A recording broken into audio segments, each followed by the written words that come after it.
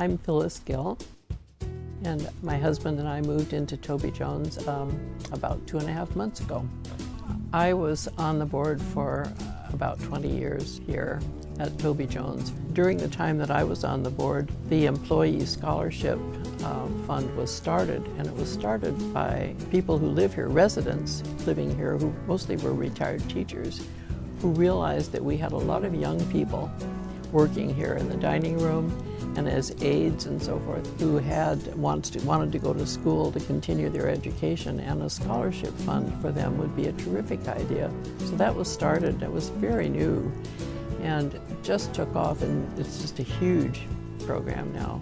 The scholarship was really important. It actually got me through probably about half of my total licensure. So it got me really far, otherwise I would not have been able to do it because I was working on call at the time of both of my licenses, and so it pretty much got me my license, otherwise I would not have been able to do it.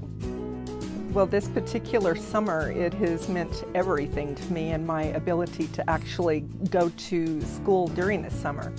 And I was wanting to take a capstone class, which is typically not taken until the very end of your program. And I, because of a project that I was working on, wanted to take it during the summer because I had to turn this into the Pierce County Health Department. And they allowed me to work on it. It's a community reception center program, and getting the scholarship allowed me to actually do that particular class. Otherwise, I would have had to put it off. About 5 years into working here, I knew that going back to school was definitely something that I wanted to pursue. And so there was never really hesitation not to apply for it. You don't have anything to lose by, applying. And then it was a very easy process, pretty straightforward and simple.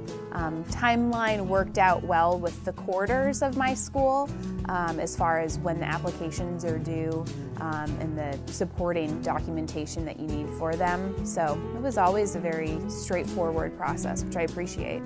And it also shows the generosity of residents who are happy here, who have good care, who have good access to education, who have social life, who have good food, who have every opportunity to do really what they want to do. It's not an isolated way of living. It's a very much of a community way of living. And the more people you have, the more benefit there is. But I think people give out of gratitude, out of thanksgiving for what they have. And so residents and staff are very grateful and generous and caring.